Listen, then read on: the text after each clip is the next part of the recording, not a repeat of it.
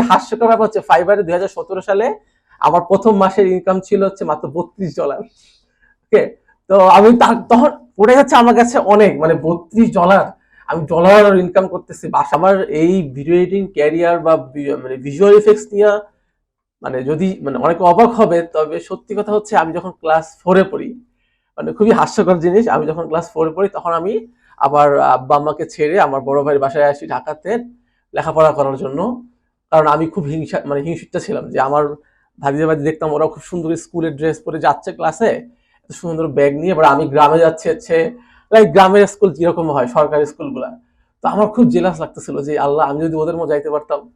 তো আমি এই হিংসাকে কাজে লাগিয়ে আমি আব্বা আম্মুর কাছ থেকে ওই যে মানে বাংলা সিনেমা স্টাইলে চলে গেলাম।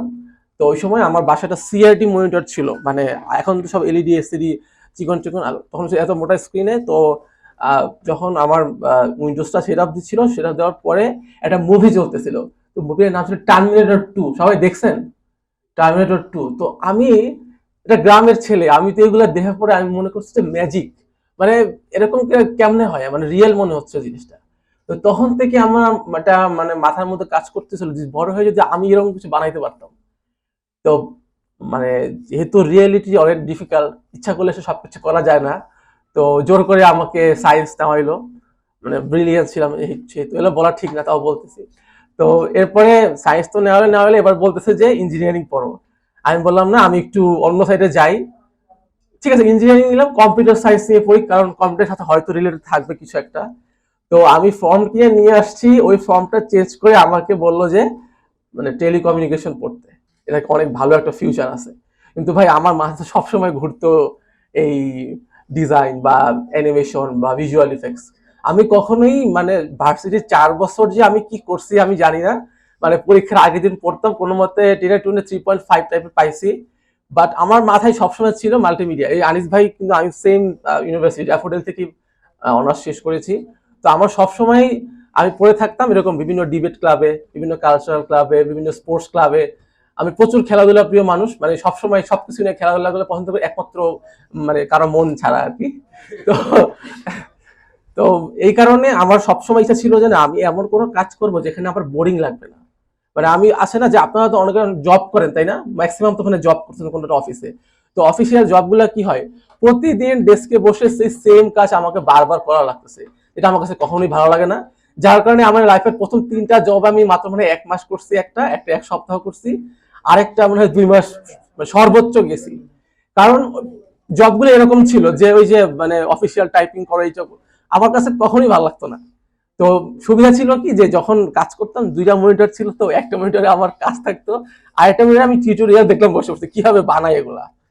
তো মানে ফ্রিল্যান্সিং ক্যারিয়ারে আমি অতটা হয়তো হেল্প পাই নাই, বাট আনিস ভাইয়ের সাথে আমার এই মানে প্রথম পরিচয় হচ্ছে কি পিওনিয়ারের একটা পেমেন্ট সিস্টেম নিয়ে, যে আমি বুঝতেছিলাম না যে আমি পেমেন্ট কি নিব কিনা।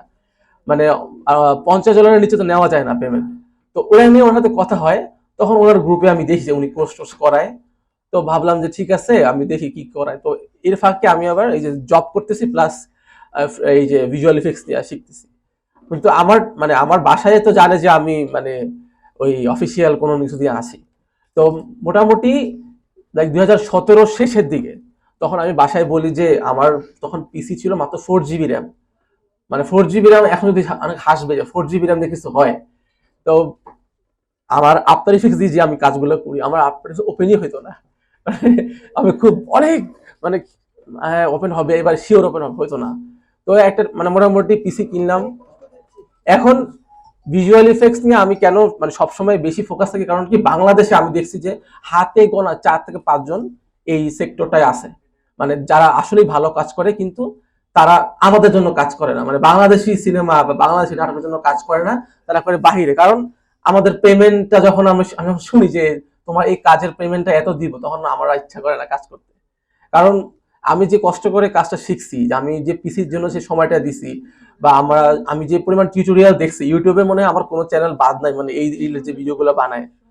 তো তখন আমি আর বাংলাদেশের সাথে কাজ করতে ইচ্ছা করে না, এবং আমাদের অনেকগুলা লোকাল ক্লায়েন্ট আছে যেগুলো আমাকে বলে যে হ্যাঁ কাজ করো বা ভালো পেমেন্ট দিব, কিন্তু আমিও জানি যে ভাই আমরা বাঙালি, আমি বুঝি বাংলাদেশে সেটা ঘুরাই নিয়ে বলবা যে মানে নেক্সট মাসে দিব। তো ফাইবারে তখন থেকে কাজ করি এবং সবচেয়ে হাস্যকর ব্যাপার হচ্ছে ফাইবারে 2017 সালে আমার প্রথম মাসের ইনকাম ছিল হচ্ছে মাত্র $32। ওকে, তো আমি তখন ওটাই হচ্ছে আমার কাছে অনেক, মানে $32 আমি ডলার ইনকাম করতেছি, বাসায় তো প্রাউড ফিল করে বলি দেখো আমার প্রথম অর্ডার ছিল $10।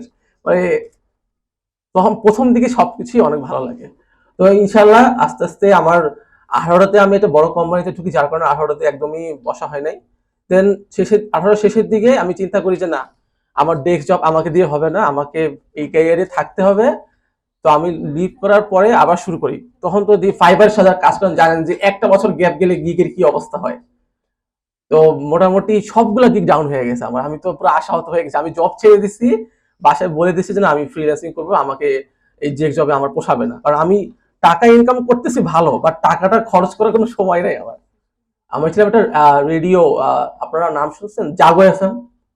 জাগো এফএম তোমার নাম শুনছে? আচ্ছা, জাগো এফএম এর যে ইউটিউব চ্যানেল ছিল, অলরেডি এখন 2 মিলিয়ন সাবস্ক্রাইবার হয়ে গেছে। ওখানে এই 90% আমার বানানো ভিডিও বা আমার স্ক্রিপ্ট ডিরেকশন থেকে শুরু করে সবই আমার। বাট ওইখান থেকে একটা ডলার আমি পাই নাই এখনো, মনে হয় আর পাবো না। তো ওইটার পর থেকে ভাবলাম যে না, যেহেতু আমি কাজ পারি, ভালোই পারতেছি, বাট এখানে যে সময়টা আমি দিচ্ছি ওয়ান কাইন্ড অফ 12 ঘন্টা 13 ঘন্টাও লাগতেছে মাঝে মাঝে আমার, মানে ঢোকার সময় আছে, বের হওয়ার সময় নাই। আমি ভাবলাম যে এই 12 ঘন্টা যদি আমি ফাইবারে দিই, তাইলে মনে হয় তো আমার মানে মোটামুটি ভালো একটা ইনকাম হবে। তো যেই কথা সেই কাজ, আমি ভাই খুব মানে বললাম না, হিংসুটে মানুষ, যে ফ্রিল্যান্সিং করে মানুষ খালি লোগো অ্যানিমেশন করে মাসে অনেক টাকা কামাই ফেলতেছে, বাট আমি তাহলে পারতেছি না কেন? তো আমি জব ছেড়ে দেওয়ার পরে সেই শুরু করলাম ফাইবারে, আবার সবগুলা গিগ ডিলিট করে আবার নতুন করে সবগুলা গিগ আবার চালু করলাম। তো আলহামদুলিল্লাহ। তো 2020 সাল ছিল আমার জন্য সবচেয়ে বেস্ট, কারণ করোনা চলতেছে, সব অফিস বন্ধ, প্রচুর ক্লায়েন্টের কাজ, আমি পাগল হয়ে যাচ্ছিলাম যে এত কাজ আমি কেমনে এক করবো। তাও আমি বললাম না ঠিক আছে, যেহেতু ফ্যামিলি থেকে একটা প্রেশার আসছে যে না জব ছেড়ে দিছি, যার কারণে একটা দেখাইতে হবে আমাকে।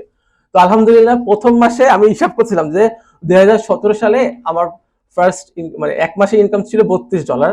তো 2020 সালে আমার এক মাসে ছিল 32,200 এক মাসে। তো আমার মনে হয় যে এক মাসে তো $3200 মানে আমার এক মাসে, তাহলে তো আমি মানে অনেক ভালো সাকসেসফুল হয়ে গেছে, নিজের খুব প্রাউড ফিল মনে করতাম। তবে জানেন যে ফাইবারে হয়তো অনেকের আপস এন্ড ডাউনস থাকে, বাট আলহামদুলিল্লাহ আমার এখন পর্যন্ত সবগুলো ভালোই অ্যাক্টিভ আছে। হয়তো প্রতি মাসে এরকম আসে না, বাট কাছাকাছি আসে, যাতে আমরা হয়ে যায়। এবং আপনাদের দোয়ায় আনিস ভাই থেকে শুরু আমার ট্রেনিং দেওয়া, মানে মেন্টর হিসেবে কাজ করা। বাট এছাড়াও আরো 3টা মানে জায়গায় আমার কোর্স চলতেছে। আমার গোলটা বলি, আমার গোল হচ্ছে বাংলাদেশে থাকতে পারবো না আমি, হলিউড বা এইরকম স্ট্যান্ডার্ড কোনো জায়গায় যাব। অলরেডি কিন্তু আপনারা জানেন যে একজন বাংলাদেশ থেকে একজন মোশন গ্রাফিক ডিজাইনার কিন্তু হলিউডে বিভিন্ন ধরনের ট্রেলার বানাচ্ছে এবং তাকে নিয়ে যাওয়া হয়েছে এখানে। এবং আমাদের বাংলাদেশি একজন আছে ওয়াজেদ ভাই, তো উনি হচ্ছে doctor strange, pirates of the Caribbean, এরকম অনেক ভালো ভালো মুভিতে কিন্তু কাজ করে আসছে। তো এই হচ্ছে আমার ইন্সপাইরেশন। আমি কোনো মহৎ ব্যক্তিকে ফলো করি না, ইভেন বাংলাদেশে কোনো মোটিভেশন স্পিককে আমি ফলো করি না, কারণ এরা হচ্ছে যে কথা বেঁচে খাওয়া টাইপের অবস্থা। তো আপনাদের উদ্দেশ্যে আমি জাস্ট কিছু ইম্পর্টেন্ট কথা বলতেছি যে আপনার সাইকোলজির ভাষায় যদি বলি যে আমরা ডিপ্রেসড হই কেন, আসলে আমরা ডিপ্রেসড এই কারণে যে আমরা প্রতিদিন সপ্তাহে প্রতিদিন একই কাজ করতেছি, একই জিনিস করতেছি, যার কারণে আমাদের মধ্যে কোনো আনন্দ নাই, কাজের মধ্যে কোনো মানে নতুন একটা ডিজাইনের মধ্যে কিন্তু আপনি একটা জিনিসকে 5 ধরনের ডিজাইনে কনভার্ট করতে পারবেন, একটা অ্যানিমেশনকে আপনি 5 ধরনের অ্যানিমেশন বানাইতে পারবেন, বাট একটা অফিসিয়াল জব, ডেস্ক জব যেটাকে বলে, এটা কিন্তু আপনি ভেরিয়েশন তৈরি করতে পারবেন না। যার কারণে হয় কি যে আমরা মাসের শেষে আমাদের বেতন হচ্ছে 50-60 হাজার টাকা, বাট আলটিমেটলি ওই টাকাটা খরচ করার জন্য আমার সময় নেই হাতে। এবং ফ্রিল্যান্সিং তো একটা আমার ক্লায়েন্ট বেস আছে, পাশাপাশি চেষ্টা করবেন যে আপনারা মাইক্রোস্টক সাইটগুলোতে কাজ করা। মাইক্রোস্টক বলতে শাটার স্টক বা অ্যাডোবি স্টক, যেগুলোতে আপনি যেটা বানাচ্ছেন এটা রিসেল করতে পারবেন, বা যতবার সেল হবে ওখান থেকে একটা পার্সেন্টেজ গ্রো করতে পারবেন। যার কারণে হয়তো আজকে আপনার মাসে অতটা আসতেছে না, আজকে আপনার একটা থেকে দুইটা সেল হচ্ছে, সামনে আপনার যখন পোর্টফোলিওটা আরো বড় হবে দেখবেন যে আপনারা এই ক্লায়েন্টের উপর নির্ভর করে থাকা লাগবে না। যে কারণ আমরা কিন্তু অনার্সে সবাইকে ভয় থাকি, যদি ক্যান্সেল করে দেয়, এটা নেগেটিভ রিভিউ খাই, তাহলে কিন্তু আমার গিকটা ডাউন হয়ে যাবে। এই ভয়টা আমি চাই না, মানে আমার এখনো ভয় লাগে। যদিও আমার ধরেন 1000 অর্ডার কমপ্লিট হয়েছে ফাইবারে, তার মধ্যে 2 থেকে 3টা 4.7 বা 8 রিভিউ পাইছি, হয়তো ক্লায়েন্টের এরকম পছন্দ হয় নাই, বাট ম্যাক্সিমাম 5 স্টার, মানে 500-550 মতো আছে 5 স্টার রিভিউ। আমি নিজেকে এই দিক থেকে বলতে পারি যে না, আমি কম কাজ করব, বাট বেছে বেছে কাজ করব যেটা আসলে আমি পুরোপুরি পারবো। আমরা যখন নেগেটিভ রিভিউ খাই, কারণ কি আমরা সব কাজ নিতে পারি, মানে কাজ পাইছি নিয়ে নেই, যা হয় আল্লাহ দেখা যাবে। মানে ক্লায়েন্টস তো ওরা তো আসলে বাঙালি আবেগী না, ওরা তো কাজ ভালো না লাগলে ক্যান্সেল করে দিবে। এই ক্ষেত্রে আমি বেঁচে গেছি যে আমি মানে এডিটিং তো অনেক, একটা ভিডিও 1 মিনিটে যদি আমি ভিডিও বানাই, ওরা অত 4K ক্যামেরা ইউজ করে বা আরো বড় বড় ক্যামেরা ইউজ করে, ওদের একটা ফাইল থাকে 1 জিবি 2 জিবি, যার কারণে আমার পিসিতে জায়গা থাকে না। ঠিক আছে, যার কারণে আমার কাজগুলো হয়তো অনেকে মনে করতে পারেন যে মাত্র $1000 কাজ করছেন তার মানে তো অনেক কম না। আমার একটা কাজের মানে ডিউরেশনটাই হয় অনেক দিনের, মানে 1 সপ্তাহ 2 সপ্তাহ চলে যায় আমার একটা কাজ করতে। তো আমি আর কথা বাড়াবো না, অনেক মানে সিরিয়াস কথা বলি, যদি আমি এত সিরিয়াস মানুষ না, তো মাঝে মাঝে আর কি বলি। কারণ হয়তো আমি এখানে আর নাও আসতে পারি, বা এই কথাগুলো আপনাদেরকে নাও বলতে পারি। সেটা হচ্ছে যে মানে আমি যেটা বিশ্বাস করি মনে প্রাণে, যে অলওয়েজ ফলো ইউর ড্রিম। আপনি যত বাজে পর্যায়ে যান না কেন, আপনার মনে হচ্ছে যে আমি এখন ডেস্ক জব করতেছি এই কারণে যে আমাকে ফ্যামিলি টাকা দেওয়া লাগতেছে, সার্ভাইভ করা লাগতেছে, আমি যদি এটা ছেড়ে আমি আমার প্যাশনকে ফলো করতে যাই, হয়তো আমি সার্ভাইভ করতে পারবো না। কিন্তু যদি আপনি মুসলিম হন বা আপনি যদি বিশ্বাস করেন যে রিজিক কিন্তু আপনার লেখা আছে অলরেডি, আপনার রিজিক কিন্তু অলরেডি লেখা, আপনি যতই মানে ভালো জব করেন না কেন, আপনার হইতে পারে কোম্পানিটা বন্ধ হয়ে যেতে পারে। তো আপনার ফ্রিল্যান্সিং আইডি হচ্ছে আপনার অনেক প্রপ রেটের সেলার আইডি কিন্তু ব্যান খেয়ে যেতে পারে। তো আমি এই জিনিসটা মানে খুব খারাপ লাগে যে লেভেল 2 এখন আমাকে দেখাচ্ছে অলরেডি 1 বছর আগে আমার লেভেল টপ রেটের সব রিকোয়ারমেন্ট ফিল আপ হয়ে গেছে, মানে এখনো লেভেল 2 দেখতে নিজের খুব গরিব গরিব লাগে যে এখনো কেন আমাকে ব্যাচটা দিচ্ছে না।